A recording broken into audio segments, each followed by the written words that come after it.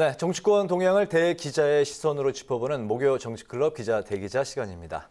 최병묵 전 TV조선 해설위원, 박찬수 한겨레신문 대기자 두 분과 함께하겠습니다. 어서 오십시오. 네, 반갑습니다. 안녕하세요. 네. 자, 오늘 이야기해볼 내용은 박찬수 기자께서 발제해 오셨죠? 예, 민주당은 이태원 참사 이후 국정조사 본회의 상정을 국회의장에게 다시 요청을 했고요. 그리고 국회는 지금 국정감사가 끝나고 예산국회로 이제 본격적으로 넘어가고 있습니다.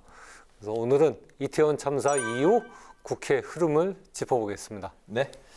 국정조사와 관련해서 이제 김진표 국회의장이 오늘 그 민주당의 중진들과 면담을 가졌는데요. 국정조사 필요성에는 이제 공감을 하지만 여야 간 합의가 없으면 정쟁으로 끝난다라고 밝혔습니다. 이 말은 곧 상정이 어렵다 이렇게 이제 이런 뜻으로 해석이 되고 있습니다.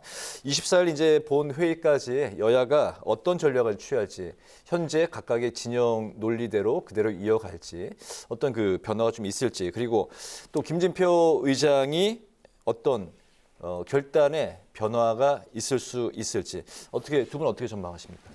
상정이 어렵다고 해석하기는 좀 그렇고요. 이제 24일 본회의에서 통과시키겠다는 게 지금 민주당의 전략이잖아요. 네. 그러면은 사실 24일까지 시간이 꽤 있습니다. 네. 그러니까 이제 좀 협상을 해라.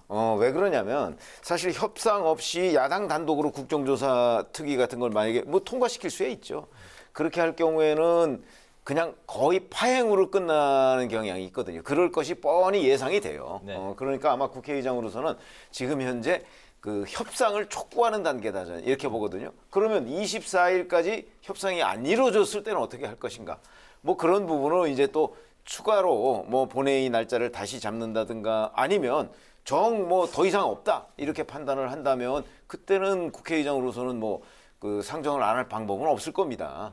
그러나 최대한 그 여야 합의로 그 국정조사가 이루어지지 않으면 네. 과거의 예를 봐도 그냥 정쟁만 벌이다가 끝나는 경우가 있기 때문에 지금 현재 단계로서는 그냥 합의를 해라는 주문 그게 전 훨씬 더 강하다 이렇게 생각을 합니다. 국회의장 본연의 역할에 충실하고 네. 있는 멘티다. 네, 알겠습니다. 예, 뭐 저도 비슷한 의견인데요. 이 국정조사에 대한 김진표 의장의 의견은 이미 그 밝혔습니다. 본인이 즉 과거에도 이런 대형 그 사회적 참사는 수사와 국정조사를 병행했다라는 게 김진표 의장의 생각이거든요. 그 얘기는 국정조사 해야 된다라는 게 김 의장의 생각인 거고요. 다만 지금은 여야가 합의가 안 됐으니까 가능하면 여야가 합의해서 국정조사 하는 게 바람직하다라는 뜻을 밝힌 거고 결국 막판이 되면은 막판에도 만약 그 여야가 합의를 이루지 못하고 민주당 그리고 민주당과 정의당 야당 단독으로 그 국정조사안이 상정이 된다면 네. 만약 그때는 김진표 의장은 그 표결을 하는 쪽으로 갈 겁니다. 지금은 어쨌든 여야한테 그 협상을 촉구하는 그런 촉구성 메시지라고 봐야겠죠. 알겠습니다. 네. 또 다른 전쟁이라고 할 수 있죠. 예산 전국 곳곳에서도 충돌과 파행이 빚어지고 있는데요. 주호영 원내대표가 야당의 예산 칼질을 통한 대선 불복이 도를 넘고 있다. 이렇게 말을 했습니다.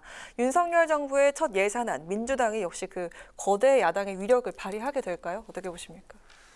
국회가 가진 이제 가장 큰 권한이 두 개죠. 입법권하고 예산권인데요. 근데 사실 예산권은 우리나라 국회는 굉장히 작습니다. 미국은 예산권 자체를 의회가 갖고 있거든요. 의회에 그 예산처가 있어갖고 예산의 편성 자체를 의회가 합니다.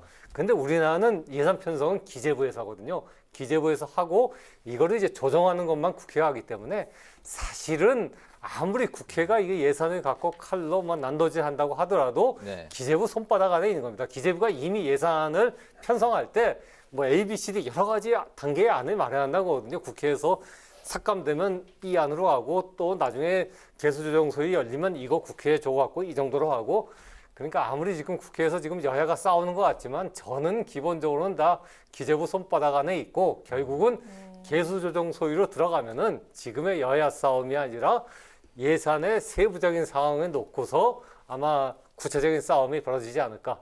그러니까 지금의 싸움은 정치적인 싸움이다. 크게 의미가 없다라고 저는 생각을 합니다. 네. 네네.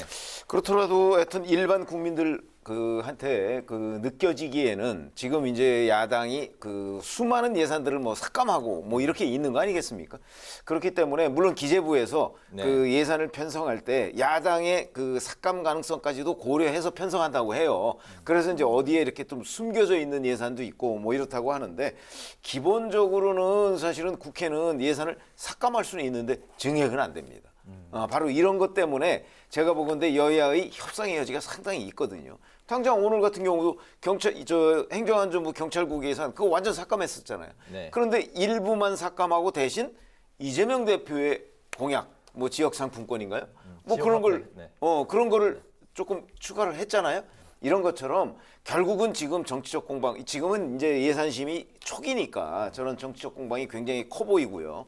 그러나 이제 마지막 단계로 갈수록 저런 정치적 공방보다는 아마 실리적으로 예산안 이렇게 주고받기식으로 해서 타협책이 나올 걸로 저는 봅니다. 과거의 예에도 그렇고요. 그렇게 본다면 지금 말씀하신 대로 상당히 지금 이 여야의 예산안 격돌이 일반 국민들에는 과장돼서 보일 것이다. 그러나 나중에 가보면 결국 네. 주고받기식으로 타결이 될 것이다. 이렇게 준 생각합니다. 예산까지는 안 갈 거라고 보신 건가요? 준 예산 가능성은 있죠. 왜냐하면 주고받는 것도 서로 자기가 많이 받고 주는 거는 적게 주려고 하지 않겠습니까? 이게 이제 나중에 타협이 안 되다 보면 네. 준 예산 사태까지 가능성을 배제할 수는 없지만 그게 굉장히 오래 갈 경우에는 또 국회가 일반 국민들의 비판을 많이 받거든요. 그것도 또 야당은 부담이 네네. 되죠. 야당이 지금 국회 다수당이기 때문에 그렇습니다. 네네. 네, 이 준예산 대통령실이 이미 가능성 염두에 두고 있었지 않습니까? 준예산으로 가게 될 경우에는 또 이게 야당의 책임을 떠넘기게 될 거라 이런 의도가 있다 이렇게 얘기하는데 어떻게 보십니까? 뭐 대통령실은 준 예산까지도 생각을 할 겁니다. 그거는 뭐 지금 윤석열 정부뿐만 아니라요. 역대 정부들도 다 보면은 여야 간에 이렇게 예산 싸움이 거의 12월 말, 요즘은 뭐 12월 초에 끝나는 경우도 있습니다. 12월 말, 거의 12월 31일 자정 무렵에 끝난 경우가 왕왕 있거든요. 네. 그렇게 되면 이제 준예산을 상정하지 않을 수 없죠. 상정하지 않을 수 없는데 준예산이라는 게 이게 미국하고는 좀 다릅니다. 준예산이라는 건 뭐냐 하면은 예산이 법정 기간 내에 통과되지 않을 경우 그러면 행정부가 지난해 예산에 준해갖고 그 자금을 집행할 수 있는 예산을 편성하는 거거든요. 그러니까 예산 집행이 중단되는 건 아닙니다. 준예산에 따라 갖고 네. 미국 같은 경우는 예산 편성권이 의회에 있기 때문에 의회에서 예산 편성을 딱 막아버리면 행정기관이 곧바로 올 스톱되거든요. 그런 경우가 미국 왕왕 있죠. 근데 우리나라는 그런 경우는 발생하지 않습니다. 비록 준예산이 편성되더라도 작년 예산에 준해갖고 행정기관은 예산을 집행하고 나중에 이제 국회에서 예산이 통과되면 그 예산을 이제 전용하게 되는 거거든요. 네. 그러니까 준예산 사태라는 게 아주 크게 이렇게 행정부에 무리가 가는 건 아니다. 라는 점을 좀 말씀드리고 싶습니다. 네, 결국에는 여야 간 합의로 예산안이 이제 뭐 그 분위기가 그렇게 갈 것이다라고 이제 최 의원께서 말씀하셨는데 예. 그 부분은 어떻게? 그렇죠. 지금은 어쨌든 기싸움을 벌이는 거고 네. 막판까지 치열한 여야 간의 어떤 계수조정 싸움이 벌어질 거다. 그러나 결국은 합의가 될 거다라고 합의가 될 저는 그렇게 거다. 봅니다. 예, 두 분 다 같은 말씀을 해주셨네요. 네, 그제 민주당 의총에서 당 지도부가 대장동 사건 프레젠테이션을 했다가 정책 의총인데 왜 대장동 얘기를 하냐 이런 불만이 나왔다고 합니다. 이재명 방탄부터 또 그 이태원 희생자 명단 공개 그리고 이제 금융투자소득세 연기 등을 놓고 그 민주당 내에서도 이제 파열음이 조금씩 나오고 있는 것 같은데요. 그 이재명 지키기 아니면 이재명 대표와 분리를 하는 현실론. 그 민주당이 요 두 가지 중에서 어떤 선택을 차후에 하게 될지 어떻게 전망하십니까? 당분간은 이재명 대표 지키기로 나설 수밖에 없는 것이 사실 이재명 대표가 지금 현재 뚜렷하게 드러난 혐의점은 없습니다. 그렇죠? 다만 뭐 성남FC 후원금 의혹과 관련한 공범, 그다음에 뭐 대장동의 결재권자 뭐 이런 정도로 나와 있는 거죠. 물론 시간이 좀 지나다 보면 성남FC 후원금 문제와 관련해서 기소가 될 가능성이 대단히 높고 대장동 관련해서도 가능성이 높죠. 이래서 이제 리스크는 점점 커지는데 그렇다고 해서 지금 민주당 의원들로서는 뭐 비이재명계 의원들이야 이제 비판적 입장을 원래부터 취했던 것이고 지금 친이재명계라는 사람들이 상당히 많이 있지 않습니까? 대안이 없어요. 지금 이재명 대표를 뭐 대표직에서 물러나게 할 수도 없는 거고 상황이 지금 대안이 없는 상황이기 때문에 아마 이재명 대표의 저렇게 아니 예를 들어서 정책의총에서 대장동에 관한 방어 논리 같은 걸 학습을 시킨다는 게 일반적으로 생각하면 말이 안 되거든요. 그러나 대안이 없기 때문에 지금 저는 끌려가고 있다고 봅니다. 그러니까 친 이재명계 의원들이 이재명 대표의 당과 그 이재명 방탄 이 연결하고 있는 이 그 움직임에 결국은 끌려갈 수밖에 없다. 그러나 이제 일정 시간이 지나서 네. 정말 검찰이 기소 단계로 간다든가 아니면 이재명 대표의 대안이 떠오른다든가 뭐 이런 정도가 되면 이제 이 리스크와 당을 분리하려고 하겠죠. 아직 그 단계까지 가려면 상당한 정도의 시간이 필요하다 이렇게 생각합니다. 네.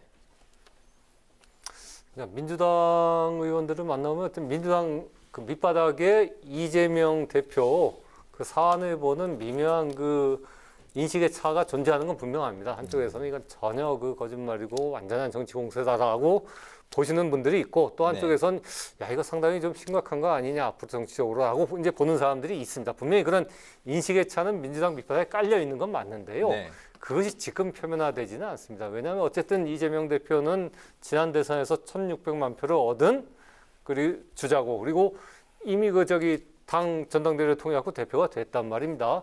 거기에다 지금 검찰 수사는 분명한 증거도 없이 너무 그 이재명 대표를 몰아붙이면서 야당을 탄압한다는 그런 인식이 광범위하게 지금 민주당 전반에 퍼져 있습니다. 더군다나 어젠가요 그저께 그 노웅래 의원 압수수색했지 않습니까?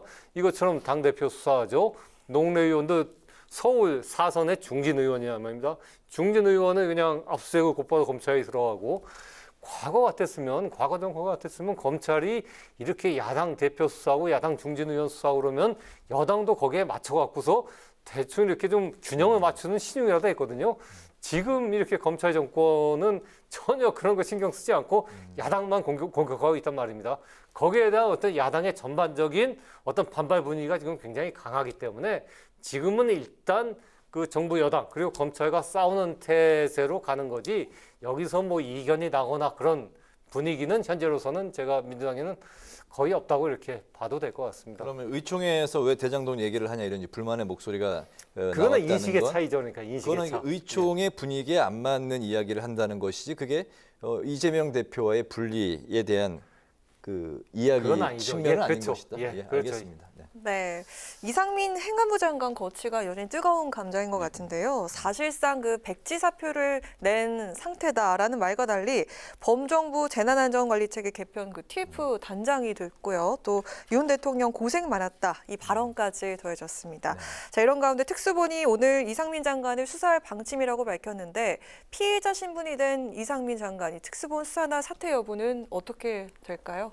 뭐 특수본이 수사는 하겠지만은 그 수사에서 뭐 이상민 장관의 과연 범법 사실이 드러날까 저는 상당히 회의적이고요. 왜냐하면 이상민 장관은 어쨌든 지휘 책임을 갖고 있던 사람이니까 실제로 자기가 어떤 병력을 그쪽으로 보내야 되는데 그거를 병력을 안 보냈다든가 아니면 상황실에 그 시간에 자리에 앉아 있어야 되는데 상황실이 아닌 딴 데가 있었다든가 그런 게 나타나면 그거는 이제 범죄가 되고 만약에 수사를 받을 수가 있겠지만은 그런 거 아니고 전반적인 지휘 책임 아니겠습니까? 지휘 책임인데 그거 가지고서 이상민 장관의 법적인 책임까지 물을 수 있을까에 대해서는 저는 상당히 회의적이요. 다만 이제 정치적 책임은 질 수밖에 없는 거죠. 정치적 책임이라는 건 뭡니까? 그 국민들이 생각할 때 이상민 장관이 어쨌든 제대로 전반적으로 그 경찰이라든가 전반적인 상황을 관리 못했기 때문에 이런 상황이 됐고 거기에 대한 정치적 책임을 지고서 물러나야 된다는 게 국민의 압도적인 여론이면은 거기에 응답을 하는 게 사실은 어떤 정부로서는 맞는 태도인데 그런 그 정치적 책임에 대해서 지금 윤석열 대통령은 전혀 아랑곳하지 않고 있거든요. 나중에 그 조사 다 해본 다음에 법적인 문제 있으면 거기에 대해서 조처하겠다라는 건데 그거는 국민 감정과 어긋날 뿐만 아니라 사실은 이 민주주의라는 게 어쨌든 정치적 책임이 가장 중요하게 앞서야 되는 건데 그런 민의를 수렴하지 않는다는 점에서 굉장히 문제가 있는 거죠. 그런 점이 문제지 사실은 특수본 수사 자체가 이상민 장관의 어쩌면 법적인 책임으로까지 귀결된다고 보기는 현재로서는 쉽지 않아 보입니다. 네. 뭐 저도 전체적인 맥락은 그 대체로 동의합니다. 왜냐하면 이게 법률적 책임과 정치적 책임이 분리해서 얘기를 해야 되거든요. 근데 이상민 장관은 아무리 따져도 뭐 저희도 이제 과거 뭐 법조 출입하거나 뭐 이럴 때 보면 법률적 책임을 이상민 장관한테 묻기는 어려울 거예요. 정치적 책임은요? 정치적 책임은 당연히 물을 수 있죠. 그런데 이제 순서의 문제죠. 네. 왜 그러냐면 윤석열 대통령이 이상민 장관에 대해서 정치적 책임을 묻지 않겠다고 얘기한 적은 없어요. 오히려 그 얼마 전 보도에 보면 정치적 책임은 수사가 이제 수사로서 법률적 책임이 명백해진 다음에 묻겠다는 그런 식의 얘기를 이제 대통령실 참모들하고 회의하는 데에서 한번 비친 적이 있어요. 네. 그렇게 보면 순서의 문제라고 봅니다. 야당에서는 일단 정치적 책임부터 지우고 그다음에 수사는 그 다음에 법률적 책임으로 계속되는 거니까 이렇게 하자는 입장이고, 윤 대통령은 아마도 법률적 책임으로 책임의 범위를 명확하게 해놓고 나서 문책할 사람 하고 그 다음에 이걸 수습하고 정치적 책임을 지우겠다 이런 걸로 보이거든요. 근데 이제 그거에 대한 정무적 판단이죠. 뭘 먼저 하는 것이 국민들의 분노를 수그러들게 하는데 도움이 되겠느냐는 차원에서 저는 뭐 사실은 야당에서 얘기하듯이 정치적 책임을 먼저 지워야 된다는 입장이지만 네. 지금 윤 대통령은 생각이 다른 것 같습니다. 알겠습니다. 이번 동남아 순방 출발 전에 MBC 이제 탑승을 배제했기 때문에 거기서부터 출발 전서부터 이제 많은 논란과 뉴스들이 이제 생산이 돼서 나왔기 때문에 이번에 이제 순방이 끝난 이후에도 여러 외교 현안들이 굉장히 중요한데 성과보다 이런 논란들이 아직도 더 많이 언론을 장식하고 있는 것 같습니다. 오늘 국민의힘 김상훈 의원이 삼성이 MBC 광고를 굉장히 많이 하고 있는데 이것 또한 중단을 해야 된다 이렇게 발언을 했습니다. 윤 대통령과 여당의 언론관 두 분은 언론인으로서 어떻게 보시는지 또 궁금한데요. 그렇죠. 뭐 저는 전반적인 언론관이라는 거는 대개 저희가 뭐 여러 정권을 겪었지 않습니까? 1988년 이른바 이제 직선제 이후에 겪었는데 대개의 경우 권력은 사실은 언론을 약간 거추장스러운 존재처럼 생각하는 경향이 있더라고요, 보니까. 네. 그게 뭐 이제 군사 정권이냐 아니냐 이거와 별 차이가 없이 실질적으로는 뭐 공식적으로든 비공식적으로든 언론에 뭐 압박을 가하려는 움직임들은 뭐 역대 정부에서 계속 있었습니다. 자, 그래서 뭐 저는 윤석열 대통령이라고 별로 특별하지는 않다고 보는데, 다만 예를 들어서 이런 거죠. MBC 기자를 MBC에 대한 어떤 보도에 대한 불만으로 인해서 뭐 전용기에 태우지 않았다. 저는 MBC가 취재 보도권을 가지고 있는 것처럼 저는 대통령실은 그거에 대한 방어권을 가지고 있다고 생각을 합니다. 저는 그 방어권의 일환으로 보고요. 그다음에 뭐 전용기 안에서 뭐 특정 기자 2명을 불러서 뭐 얘기를 나눴다. 저는 그거는 뭐 대통령이든 장관이든 누구든 충분히 할 수 있는 일이다. 다만 그렇게 됐을 경우에 이제 거기에서 배제된 다른 기자들이 반발을 살 가능성이 있겠죠. 네. 그런데 반발을 사더라도 그걸 가지고 뭐 불만을 얘기하기는 쉽지가 않은 상황입니다. 그렇잖아요. 어차피 좀 취재원과 뭐 가까운 기자도 있을 수 있고 먼 기자도 있을 수 있으니까. 그러나 이번에 예를 들어서 전속 취재라고 해서 뭐 정상회담이라든가 그런데 이제 대개 모두 발언은 일부 풀 기자단이 들어가서 취재하고 그다음에 이제 실제 회담으로 가면 빠지고 이렇게 되잖아요. 근데 그렇게 아니고 이거를 뭐 대통령실에 있는 뭐 사진 기자라든가 뭐 이런 사람들이 들어가서 나중에 설명하는 형식으로 기자들한테 브리핑을 하는 이런 거는 완전히 잘못된 것이다. 이거는 지금까지 관행과도 어긋나고 그다음에 이렇게 됐을 경우에 그 안에서 뭐 약간의 우발적인 일들이 벌어질 수 있거든요. 그 부분도 그러면 제대로 국민한테 알리지 못하는 일이 벌어질 수가 있잖아요. 이거는 잘못된 것인데 그 잘못된 것을 고치는 방법은 아니 대통령실에 기자들 있잖아요. 그러면 이 기자들이 홍보수석실이나 이런 데하고 얘기를 해서 저는 충분히 고칠 수 있다. 기자들이 좀 자구책을 마련했으면 하는 그런 생각을 가지고 있습니다. 네. 저는 뭐 윤 대통령이 전용기에서 CBS하고 채널A 기자 2명을 불러갖고 얘기한 것도 뭐 저도 이제 그럴 수 있다고 봅니다. 다만 이게 뭐가 문제냐면요. 그러니까 미국에서도 사실 보면은 대통령들이 자기가 친한 기자들을 불러갖고 식사하는 경우가 있거든요. 워터게이트 사건을 다룬 영화죠. 더 포스트라는 영화가 있는데 그 영화 보면은 워싱턴 포스트의 그레이엄 사주가 벤 브래들리 편집국장한테 이제 그런 얘기를 합니다. 제가 정확한 워딩은 기억이 안 나는데, 당신은 케네디 대통령하고 요트에서 뭐 생일 파티하니까 뭐 좋았냐라는 얘기를 하거든요. 그러니까 네. 케네디 대통령이 벤 브래들리 워싱턴 포스트 편집국장을 불러갖고 요트에서 사적인 만남을 가졌던 거거든요. 그것처럼 뭐 대통령도 사람이니까 그 개인적으로 좋아하는 기자 부를 수 있죠. 다만 저는 이번에 그 윤 대통령의 전용기에서 2명의 기자 부른 게 뭐가 문제냐 하면은 부르려고 그러면은 국내 와갖고 조용히 관저로 불러갖고 식사하면 되죠. 근데 전용기에서 그렇게 부른 거거든요. 그럼 다른 기자들 다 보고 있지 않습니까? 네. 다른 기자는 당연히 기분 나쁘겠죠. 근데 왜 그랬을까? 그럼 윤 대통령 그 시점에 부르고 싶었던 겁니다. 저기 기자 부르고 만약 그 제대로 된 홍보 참모라면 김은혜 홍보수석이라든가 참모들이 다른 기자들 다 있는데 지금 부르지 마시고요. 나중에 국내 돌아와서 부르십시오라고 얘기해야 되는데 아무도 그 얘기 못한 거예요. 윤 대통령이 불러 하면은 참모들은 이해하고서 그냥 머리 굽히는 거거든요. 그런 식의 지금 관행, 어떻게 보면 제왕적 관행이 이렇게 대통령실에 딱 그 틀이 잡혀 있다라는 그런 그 모습이 전 굉장히 좀 문제라고 보고요. 네. 더군다나 MB 누구죠? 국민의힘의 이제 비대위원이 삼성이 MBC 광고 주면 안 된다라는 얘기를 했는데 이 얘기가 과연 그 개인적인 단순히 발상이겠나? 국민의힘이라든가 아니면 대통령실에서 그런 얘기를 하는 사람들이 있는 겁니다. 저희 MBC 말도 안 듣고 그러는데 기업에서 좀 광고 안 줘갖고 좀 뭔가 우리가 압력을 넣어야 되는 거 아니냐라는 얘기를 하고 있으니까 그런 얘기들이 나오는 거거든요. 사실 이런 얘기는 과거 군사정부에서도 자기들끼리 했을지 모르지만 공개적으로 이렇게 기업이 자기 사기업도 아닌데 기업 보러 어디 언론사에 광고 주면 안 된다는 얘기는 못 했던 거거든요. 그만큼 지금 그 정부 여당이 얼마나 언론을 우습게 아는지 굉장히 언론관이 굉장히 왜곡되고 삐뚤어 있다라는 생각이 들고 이런 것들이 고쳐지지 않는 이상 앞으로 윤석열 정부는 굉장히 언론으로부터 어떤 공격과 이렇게 대립을 하면서 굉장히 힘든 길을 갈 수밖에 없다. 이건 참모들이 좀 대통령한테 그러시면 안 된다라고 얘기를 하고 또 국민의힘에도 언론과의 관계를 좀 정상화하고 정상적인 관계로 가져가야 된다라는 조언을 해야죠. 지금 알겠습니다. 그냥 그게 안 되고 있는 겁니다. 네. 그 MBC 이야기가 나왔으니까 방송사 이야기를 잠깐 하나 더 짚고 오늘 마무리할까 하는데 TBS 국민의힘 측에서 예전에 정권이 바뀌기 전부터 TBS는 예산을 서울시가 이제 지원하지 말아야 된다 이야기가 이제 계속 이야기 나오다가 정권이 바뀐 다음에 이번에 서울시가 이제 후년부터죠. 내년 1년은 이제 유예를 주고 후년부터 TBS 예산 300억을 지원을 하지 않겠다 이렇게 이제 했습니다. 요 사안에 대해서는 또 두 분은 어떻게 보시는? 요거는 좀 짧게 좀 들어볼까요? 그렇죠. 아니 이게 박원순 전 서울시장 당시에 TBS를 독립재단으로 만들었잖아요.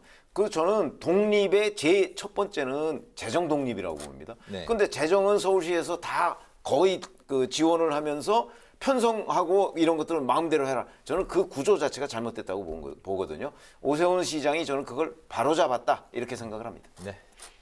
예, 저도 만약 지원을 안 하면은 이제 TBS가 그 자체 생존력으로 살아갈 수 있는 방법을 모색해야겠죠. 다만 갑자기 이렇게 300억이라는 지원금을 끊으면은 그거는 곧 어떻게 보면 고사라는 얘기로 들릴 수가 있는 거거든요.